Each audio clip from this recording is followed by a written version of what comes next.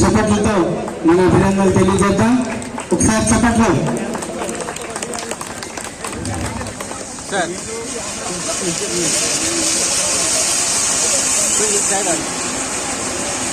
వీరెడ్డి గారు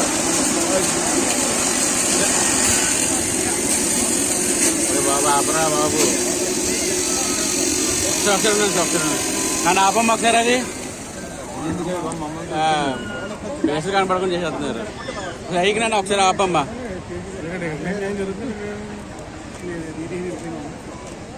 okay sir పర్లేదు. ఫొటోస్కి అయితే సంక్షేమ సంఘానికి అధ్యక్షులైనటువంటి శ్రీనాథ్ రెడ్డి గారికి, అదే రకంగా ఆహార్నిశలు రెడ్ల సంక్షేమం గురించి పేద బడుగు వర్గాల్లో ఉన్నటువంటి వారికి సహాయం చేస్తున్నటువంటి ఆఫీస్ బేరర్స్ కు, ఇక్కడికి విచ్చేసినటువంటి రెడ్డి సోదరి సోదరులకు అందరికీ కూడా ఈ వన మహోత్సవం జరుపుకుంటూ రెడ్ల ఆత్మీయ సమావేశం జరుపుకుంటున్న ఈ శుభ సందర్భంగా మీకందరికీ నా హృదయపూర్వక శుభాకాంక్షలు తెలియజేసుకుంటున్నాను. నిజంగా ఈరోజు పెద్దలు బ్రహ్మానంద రెడ్డి గారు, అదే రకంగా నల్లినేని మూలారెడ్డి కొడుకు కుమారుడు రామకృష్ణారెడ్డి గారు అంటే మాతో ఉన్నారు ఉన్నటువంటి వారు, వీరందరూ కూడా మరోసారి వాళ్ళందరికీ తెలియజేసుకుంటూ ఈరోజు వేదిక మీద అతిరథులు మహారథులు వీళ్ళందరూ కూడా రావడం జరిగింది. ఈరోజు ఈ వన మహోత్సవం జరుపుకుంటూ అదే రకంగా ఒక ఎలివేట్ అనేటువంటి మా అందరితోటి ఏం చెప్తారు, ఏం చేస్తారు, ఈ సమాజానికి కానీ మన కులాలకు కానీ ఏం చేస్తారని ఆశతో చాలా మంది ఉన్నారు. ఇటువంటి సమావేశం జరుపుకోవాల్సినటువంటి అవసరం కూడా ఉంది. బ్రహ్మారెడ్డి గారు ఇప్పుడు మాట్లాడుతూ మాట అన్నారు, మేము రాజకీయంలో ఉన్నాము, అందరి కులాలు మాకు ఓటేస్తేనే మేము ఎమ్మెల్యేగా అయ్యాము, కనుక ఏ వతాన్ని కించబట్టని కానీ అటువంటిది జరగకూడదు, ఆ రకంగా చేయండి అని చెప్తారు. తప్పకుండా రాజకీయంలో ఉన్న తర్వాత ప్రతి ఒక్కరు ఓటేస్తేనే మనం ఎమ్మెల్యేలు అయినాము, రాజకీయంగా ఉన్నాం, ముందర మంత్రులు కూడా ఉన్నాము.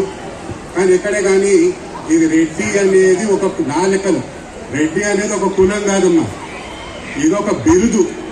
ఎవరైతే జస్టిస్ గా ఉండి న్యాయం చేస్తారో, నమ్ముకున్న వారి కోసం ప్రాణాలైనా ఇస్తారో ఆ కులం నుంచి వచ్చినది ఒక రేస్. ఇది ఇప్పటి నుంచి కాదు, రెడ్ల కాలం నుంచి కూడా, పల్నాటి రెడ్ల కాలం నుంచి కూడా ఇది ఉన్నటువంటిది. దీన్ని కులం కింద తీసుకోండి.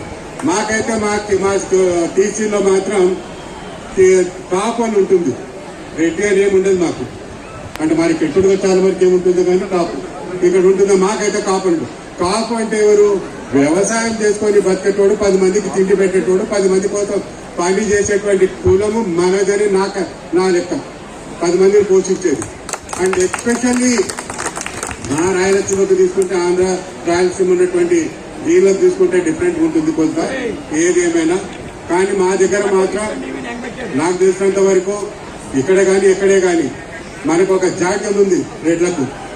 ఏమంటే నా వాడు, నన్ను నమ్ముకున్నవాడు, నా కోసం పనిచేసేవాడు అన్నవాడు, పెద్దోడైనా కానీ చిన్నోడైనా కానీ ఆఖరుకు మనకొచ్చి మన ఇంట్లో పని చేసేవానికైనా కానీ వాని సంక్షేమం కోసం, వాని బాగోగులు చూసుకొని వారి కోసం మన సొంత బంధువులు కూడా చంపుకోవడానికి కూడా వెనుకపోవడనేటువంటి కాస్ట్ ఇదని చెప్పేసి మీకు అందరికీ తెలియజేసుకుంటున్నాను.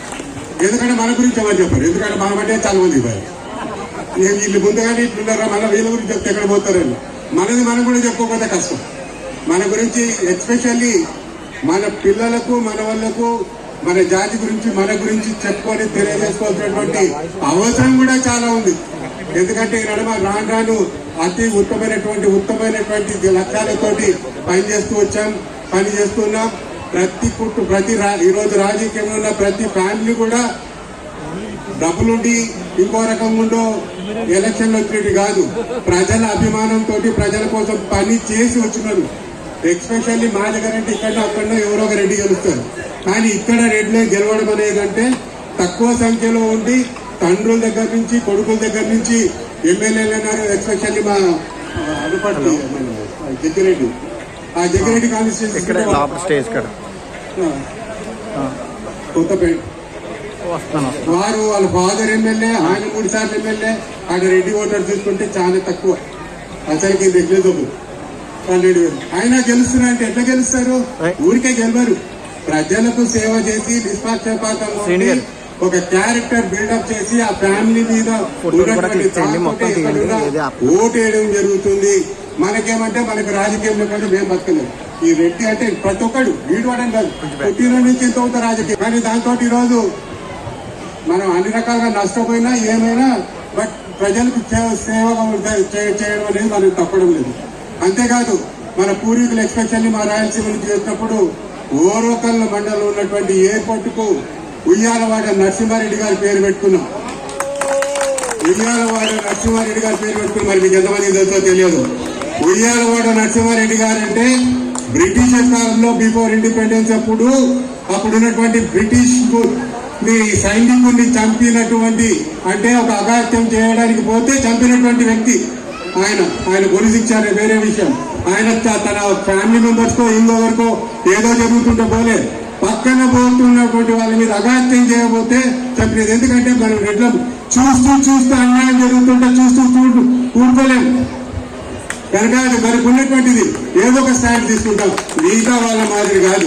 కనుక మన గురించి మనం చేస్తున్నదానికి మనం చెప్పుకోక తప్పదు.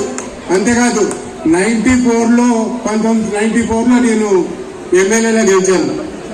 అంటే మా ఫాదర్ 1955 నుంచి 4 times ఎమ్మెల్యే, ఒకసారి ఇనానిమస్ ఎలెక్ట్ అయ్యాడు.